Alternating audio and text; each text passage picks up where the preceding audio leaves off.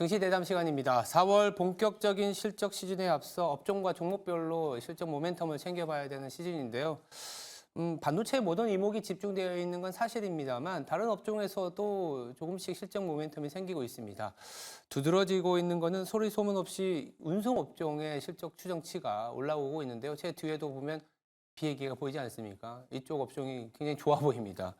근데 주가는 그렇게 이제 썩 아직은 움직이지 않고 있는 상황인데 딱 날기 직전인 것 같은데요. 어떤 모멘텀이 있을지 이분 모시고 챙겨보도록 하겠습니다. 이베스트 이재혁 연구원 나와 있습니다. 안녕하세요. 네, 안녕하십니까. 네, 네, 이베스트 연구원에서 운송업종 담당하고 있는 이재혁 연구원입니다.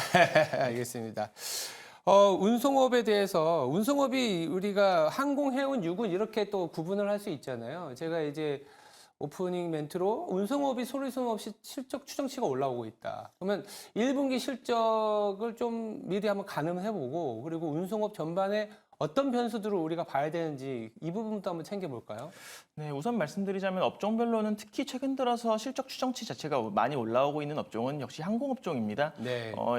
그간 23년 동안 이어져 왔었던 피크아웃 우려를 좀 불식시키고 계속해서 수요가 조금 강하게 올라오고 있는 양상이고요. 1분기 실적에 대해서 업종별로 짧게 톱어보자면 우선 항공 같은 경우에는 호실적 기조는 지속되고 있다만 달러화가 여전히 많이 좀 강세를 보이고 있고 인건비나 공항조업 인력 그리고 외주 인력 비용, 공항 비용 이렇게 좀 변동성 비용들이 자꾸 올라오다 보니까 마진 레벨 단에서까지 계속해서 좋을 것이냐라고 하면 해당 부분에 대해서는 다소 회의적입니다.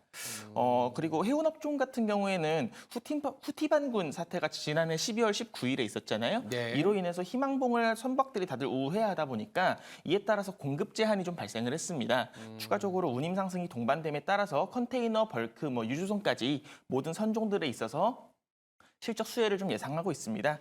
육상운송 같은 경우는 지난해부터 CJ 대한통운이나 한진 같은 종목들을 중심으로 해서 알리익스프레스나 테무 같은 종목들의 어떤 중국발 이커머스 열풍 수혜가 좀 있었는데요.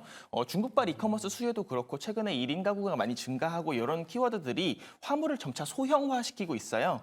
그렇기 때문에 ASP 평균 박스당 평균 가격 자체는 조금은 내려오고 있지만 전체적인 물동량 퀀티티가 많이 늘어나고 있기 때문에 해당 부분에서의 실적 성장세를 조금 주목할 만하고요.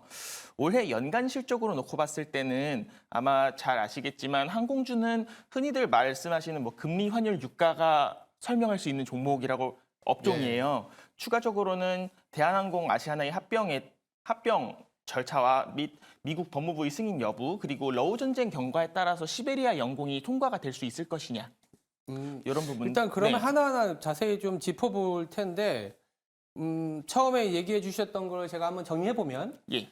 항공 같은 경우에는 지금 환율이나 이제 금리 같은 매크로 변수들이 좀 중요한 것 같고, 네, 맞습니다. 그리고 해운 같은 경우에는 우리가 잘 알고 있는 이제 그 홍해를 통과하지 못해서 희망봉으로 돌아오는 이 장거리 노선으로 인한 컨테이너 운임 같은 운임이 올라가는 게 모멘텀이고, 유구는 뭐 최근에 좀 난리죠. 중국발 이커머스, 알리나 테무 거치 화물이 소형화되면서 객단 단가나 이제 물량이 많아지는 부분.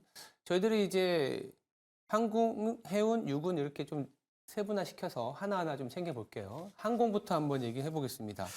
항공업종, 근데 아까 이제 서두에 어닝 이익 추정치가 빠르게 올라오는 건 또 항공업종이 대부분이고. 네, 맞습니다. 항공업종에서도 이제 LCC라 그래서 이제 저가 항공사도 있고 아니면 대한항공이나 아시아나처럼 이제 대형사도 있지 않습니까? 지금 뭐 단도직입적으로 항공주가 많이 못 움직였어요. 저평가인데 어닝은 올라왔다. 살 때라고 보시나요? 아니면 아까 금리하고 환율 얘기하는 거 보니까 다소 매크로 변수 때문에 조금 지지부진하다 이렇게 생각할 수 있는데요. 네, 맞습니다. 매크로 변수가 여전히 어떤 실적 단에서도 그렇고 주가의 모멘텀 단에서도 계속 투자자분들의 우려를 자아내고 있는 그런 양상이라고 생각을 하고 있습니다. 네. 하지만 근본적으로 19년도 이후에 밀려왔었던 어떤 그런 이연된 여객 수요에 대한 부분들이 아직까지도 강력하게 수요단에서 자극을 하고 있기 때문에 현행 매크로 변수들은 결국은 언젠가 해소가 된다라고 가정했을 때 지속적으로 호실적 기조가 유지되고 기업 가치가 성장하는 구간에서 항공주의 밸류에이션 레벨이 여전히 역사적으로 최하단 레벨에 있기 때문에 네. 꾸준히 부담 없이 비중 확대하실 수 있는 구간이라 말씀드리고 있고요. 업종별로는 저는 개인적으로는 사실 FSC 그러니까 대형 항공 업종을 LCC보다는 현재 조금 더 선호하고 있습니다. 왜냐하면은 그동안 실적이 조금 공격적으로 올라왔었던 노선들이 일본이나 동남아시아 노선들에 조금 편중되어 있었는데 네. 올해부터는 중국 노선이라든지 유럽 노선 같은 장거리 노선들 쪽으로도 많이 확대가 되고 있고요. 그리고 항공 화물 경기 역시도 전년 대비해서 수요 레벨이 한 20% 가까이 좀 올라와 있는 상황이에요. 그렇기 때문에 어떤 상승의 룸을 보자라는 것이 앞으로 이 모멘텀이라든지 기대감을 조금 드라이브 해낼 수 있는 요인이라고 한다면 당연히 저는 FSC가 LCC보다 조금 더 우선순위에 있는 상황이 아닌가 이렇게 판단하고 있습니다. LCC보다 예, LCC보다 FSC가 조금 더 우선순위입니다. FSC 이 네. 단어가 좀 어려워서 풀어서 얘기하면 퍼스트 서비스 캐리어 그러니까 대한항공, 아시아나항공이고요. 그러니까 그렇게 얘기하는 네. 게 나아요. 아, LCC는 네. 대부분의 투자자분들이 잘 알 수 있는데 저도 FSC 잘 모르니까 대한항공 아시아나가 낫다. 아, 네, 네. 이렇게 얘기를 좀 하면 될 것 같고. 자, 그러면 우리가 항공 최선호주로는 뭐 대한항공을 보시나요? 네, 맞습니다. 지금 대한항공을 지난 연간 전망 자료에서부터 꾸준하게 말씀을 드리고 있고요. 앞서서 언급해드렸었던 어떤 노선별 믹스 정상화 구간에서 가장 크게 실적 수혜를 볼 수 있는 그런 기업이라고 말씀을 드리고 있고 또 대한항공 같은 경우에는 지난해 일본 노선이라든지 동남아시아 노선이라든지 이렇게 단거리 중심으로 수요가 올라올 때 다른 저가 항공사들에 비해서 공격적으로 해당 노선의 공급을 늘리지 않았어요. 그런데 지난 1, 2월 달에 잠정 통계를 합산해 봐서 얼마만큼 탑승객 수가 나왔냐를 봤을 때 전년 대비 LCC 3사, LCC 3사라 하면 제주항공, 진에어, 티웨이항공을 말하는데 이 3사의 일본 노선 탑승객 수는 전년 대비 한 20% 늘었습니다. 그런데 대한항공하고 아시아나항공은 2배가 넘게 늘었어요. 네. 최근 들어서 저가 항공사 종목들이 좀 주가가 많이 상승을 세를 보이고 있는데 해당 상승세의 근거가 아무래도 일본이나 동남아시아 그동안의 캐시카우로서 역할을 해왔던 노선들이 호실적 지속에 있거든요. 만약에 이쪽 호실적 지속이 정말로 주목해야 할 모멘텀이라고 한다면 당연히 대한항공도 같이 조금 더 우선적으로 보시는 게 맞지 않나라고 생각하고 있는 근거가 됩니다. 여기 이제 그래프가 잘 나오고 있는데 네. 보면 그래프를 보면서 얘기하려고 했는데 네. 0.8배 그러니까 대한항공의 지금 밸류에이션이 0.8배까지 내려와 있는 수준은 코로나 팬데믹이나 그때를 비교해 보면 상당히 싸져 있는 구간이라고 볼 수 있는 거네요, 그죠? 맞습니다. 이게 그 텍스트를 잘 정리해 주셨는데 뭐 한지해운 자금 지원이나 LCC 성장에 대한 경쟁 구도가 격화되고 코비드 19이 발생했을 때를 제외하면 네. 그리고 그때만큼 사실은 주가가 빠졌다가 올라온 거니까 지금이 상방은 모르겠지만 하방은 상당히 두터운 상황이다. 맞습니다. 네. 뭐 가격대 자체가 상당히 좀 매력적인 구간에서 좀 계속해서 가격이 지속이 되고 있다 매력적이다. 말씀드릴 수 있겠습니다. 자, 우리가 항공까지 해봤고 우리가 시간이 많이 있진 않아서 우리가 네. 좀 해운하고 유군도 한번 다뤄보도록 하겠습니다. 해운은 우리가 잘 알고 있지만 그 후티 반군도 얘기하셨고 HMM이라는 기업도 있고 상당히 투자자분들이 언론 노출도가 많은 또 업종이긴 합니다.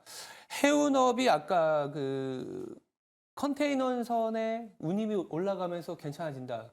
공급보다 오히려 수요 쪽에 집중을 하는 모습을 좀 봐야 된다. 이런 얘기를 주셨는데 해운업은 지금 어떤 상황이에요? 네, 우선 컨테이너선에서 공급보다 수요를 먼저 말씀을 주셨었는데 24년의 키워드를 살짝 정리해 보면은 변동성은 공급에서 나올 것이다. 그리고 방향성은 수요에서 나올 것이다. 이렇게 한 문장으로 정리해서 말씀을 드리고 있고요. 네. 컨테이너선 같은 경우에는 이번 1분기에는 후티 반군 사태에 의해서 수요단에서 자극이 좀 강하게 걸리고 공급의 제한 이슈가 나오다 보니까 당연히 조금 호실적이 나왔는데 나올 것으로 보고 있는데 네. 연간으로 그리고 25년, 26년까지 장기적인 전망으로 생각했을 때에는 공급 과잉 국면으로의 도래할 가능성이 좀 높다라고 판단을 하고 있습니다. 아무래도 현행 선대에 대비해가지고 새롭게 들어오는 글로벌 신조선 수주잔고량이 한 30% 가까이 되다 보니까 공급 과잉을 조금 피하기가 어려운 상황이 됐고요. 추가적으로 글로벌 1, 2위 선사인 MSC와 머스크가 원래 2M이라는 얼라이언스를 구축하고 있었는데 2위인 머스크가 2M이 해체되면서 5위 선사인 하팡로이드랑 같이 제미니 코어퍼레이션이라는 얼라이언스를 좀 출범을 하게 되면서 경쟁 구도가 격화 구간으로 조금 진입을 이번에 하게 됐거든요. 컨테이너는 공급이 좀 많아지기 때문에 네. 오히려 컨테이너 하면 대부분 우리가 그 최종 소비재, 맞습니다. 소비재와 관련된 부분인데 공급은 많아지고 있어서 이 소비가 살아나야지만이 어떤 서로 컨테이너선 맞춰줄 수 있는데. 전체적인 이 반응이 나타날 수 있다. 네, 이렇게 볼수 맞습니다. 있는 거죠. 그런데 소비 수요가 30%나 늘어나기는 어렵기 때문에 자연스럽게 공급 과잉 국면이 나오지 않을까 보고 있는 근거가 되고요. 예. 드라이벌크 같은 경우는 중국의 부동산 어떤 신규 착공에 대해서 추가적으로 정책적인 부분에서의 자극이 나와야 실제로 철강 제품에 대해서 소비 수요가 많이 올라올 수가 있게 되고 이에 따라서 어떤 철광석에 대한 글로벌 특히 중국을 중심으로 한 수요가 올라오면서 어떤 수요를 좀 자극해 줄 수 있는 트리거가 될 텐데 아직까지 중국의 신규 부동산 착공이 올라오지 않고 있다 보니까 BDI 레벨이 최근에 재고 확충 이슈 때문에 강하게 한번 올라왔다가 다시 하락하는 예. 그런 배경으로 작용하고 있는 상황입니다. 자, 컨테이너 같은 경우에는 우리가 뭐 H&M이 네, 대표적이죠. 그리고 네 맞습니다. 드라이벌크 같은 경우에는 이제 페노션이. 페노션이나 이제 대한해운. 대한해운. 네, 네. 맞습니다. 이렇게 보시면 될 것 같아요. 이제 H&M은 이제 컨테이너, 그리고 대한해운하고 페노션은 드라이벌크인데, 드라이벌크는 중국의 경기 모멘텀이 정말 올라오는지 봐야 되고, 컨테이너는 수요 단위 공급이 늘어난다. 그럼 해운 업종이 그렇게 매력적이진 아직까지는 아니다. 이렇게 봐야겠네. 까지는 어렵고요. 드라이벌크 같은 경우는 저는 상저하고 양상을 조금 원만하게 그릴 것이다라고 그 판단을 상저하고라는 거는 지금은 바닥은 맞는데 언제 올라올지 모르겠다 이런 거일 수도 있으니까. 네. 알겠습니다. 그러면 항공업종이 조금 대한항공에 얘기하다 보니까 방점이 좀 찍히는 것 같은데, 그러면 해운업계에서 뭐 짧게 얘기를 좀 부탁드립니다. HMM은 사실은 이제 업황도 업황이지만 한바탕 이슈가 있었죠. M&A 이슈가 있었는데 다시 또 민영화나 지분 매각 이슈가 언제 있을지 가능할지에 대해서도 다들 궁금해 하시거든요. 어떻게 보세요?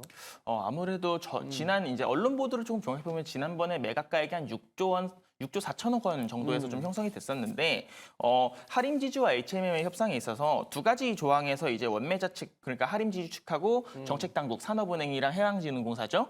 이쪽이 합의를 좀 보지 못했다라고 언론의 보도가 좀 있었어요. 첫 번째로는 재무적 투자자가 이제 일정 기간 동안 의무로 보유해야 되는 그 예외 부분에 대해서 예외 조항을 달라. 두 번째로는 그 산업은행이 가지고 있는 영구채 전환 시점에 대해서 유예해달라. 이렇게 두 가지 시점에서 합의를 보지 못했다라고 좀 보도가 있었는데 네. 아무래도 이번 협상 절차에서 통과되지 않은 부분이 다음 협상 절차에서는 통과될 것이라고 미리 예단하기는 어렵기 때문에 앞으로의 협상 절차에 있어서도 마찬가지로 영구채 물량의 전환 유예라든지 이들 재무적 투자자들에 대한 추가적인 페이버를 기대하기는 힘든 시점이다. 그런 상황에서 컨테이너 업황 자체가 점차 중장기적인 부진 양상으로 이어지고 있기 때문에 이러한 부진 속에서도 HMM이 얼마만큼의 이익 체력을 유지할 수 있는가 정도가 앞으로 이어질 매각의 어떤 흥행 가능성 내지 매각의 시점을 좀 잡는 데 있어서 가장 중요한 변수가 될 것이라고 판단하고 있고요. 예. 대외적인 변수 자체는 다소 부정적으로 아쉽지만 조금 작용하고 있는 것은 사실입니다. 대외적인 아까 컨테이너선 같은 경우에는 공급이 늘어나는 상황이기 때문에 공유가 아까 30% 늘어난다고 했나요? 네, 맞습니다. 30% 늘어나는 상황에서 수요가 회복되지 않으면 HMM에 대한 가치가 좀 떨어질 수 있다. 네, 뭐 아무래도 조금 우려하실 수밖에 없는 시점이 근데 최근에 아닌가라고. HMM 1분기 실적 추이는 왜 이렇게 올라오는 거죠? 예, 후티 반군 사태에 따라서 아. SCFI 운임 레벨 자체가 전년보다는 어쨌든 높은 수준에 근데 있으니까. 이게 높은 수준이 유지가 되지 않을까요? 지금 계속 예, 장기화 맞습니다. 되는데. 근데 SCFI 지수가 통상적으로 한 1000pt에서 1500pt 정도 왔다 갔다 하는데 후티 반군 사태 상하이 컨테이너 네, 말씀하시는 맞습니다. 거잖아요. 상하이 컨테이너 운임 지수가 한 2200까지 갔다가 지금 1700까지 빠져나왔어요. 네. 그런데 여기서 다시 위쪽으로 올라가려면 다시 또 공급 제한에 관련한 이슈가 있어야 되는데 문제는 글로벌 탑10 선사들이 이미 다 수에즈를 돌아가고 있어서요. 이미 네, 그래서 지구촌이 이미 수에즈 운하 없는 삶에 적응해 버렸습니다. 그 상황에서 수에즈가 그래서 풀리게 최근에 되면 오히려 물가가 더 그렇게 오른 거죠. 네, 맞습니다. 지구촌이라고 하면 이제 일반 사람들이 좀 힘들게 물가 올라오는 걸 지금 흡수하고 있는 상황인데, 뭐 만약에 그런 게 있겠네요. 만약에 후티 반군이나 홍해 사태가 조금은 완화된다 그러면 이 운임이 급락이나 안정을 찾으면서 네. 컨테이너사한테는 안 좋은 이슈도 있을 수 있다. 아무래도 뭐 그러니까 현물로 바로 가져다 달라라고 계약하는 데 있어서는 당연히 운임 레벨이 좀 내려가게 되면서 매출액이 빠지게 되는 효과가 발생할 수밖에 없습니다. 알겠습니다. 해운 업종은 사실은 공급이 많다 정도만 좀 기억해 주셔도 괜찮을 것 같습니다. 우리가 또 주목하는 거는 유군이에요. 최근에 뭐 CJ 대한통운도 그렇고 유군도 한번 살짝 얘기해 줄 수 있어요? 그 알리테무가 그렇게 파괴적이었나요?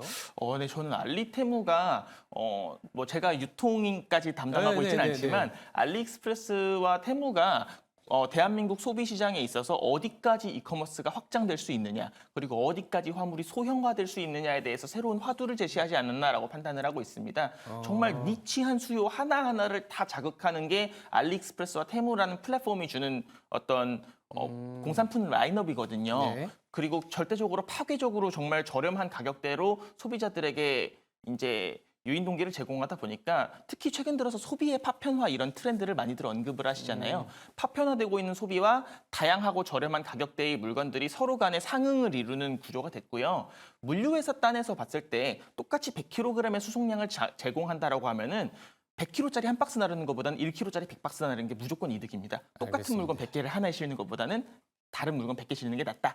그 관점에서 큐가 늘어나는 게 굉장히 좀 고무적이다 말씀드릴 수 있겠습니다. 네, 그럼 마지막으로 짧게 아까 항공에서는 대한항공을 추천 주셨는데 해운업 아까 저희가 뭐 공급과잉으로 좀 안 좋다 하지만 그래도 해운업에서 서바이버 내지는 다크호스 하나 정도는 짚어주실 수 있을 것 같아요. 네, 저는 현재 해운 최선호 종목으로 현대글로비스를 말씀을 글로비스. 드리고 있습니다. 네.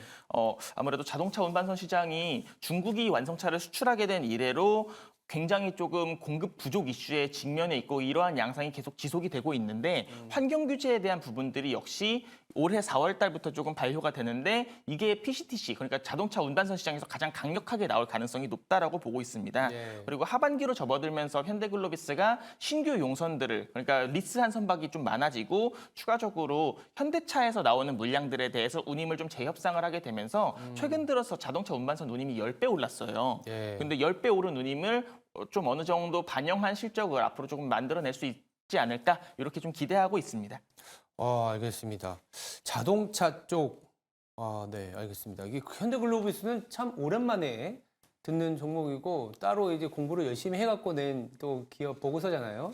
눈여겨보도록 하겠습니다. 우리가 이제 반도체에만 시각이 많이 이제 쏠려 있는데 물론 반도체가 가야겠죠. 그런데 이렇게 다른 업종도 올라와 줘야지만이 시장이 2,700, 2,800으로 가는 모습이지 않겠나. 오늘은 저는 이제 대한항공과 현대글로비스도 한번 눈여겨봐야 된다 이런 얘기 좀 들어보도록 하겠습니다. 네, 지금까지 이재혁 EBS 투자증권 연구원이었습니다. 감사합니다. 감사합니다.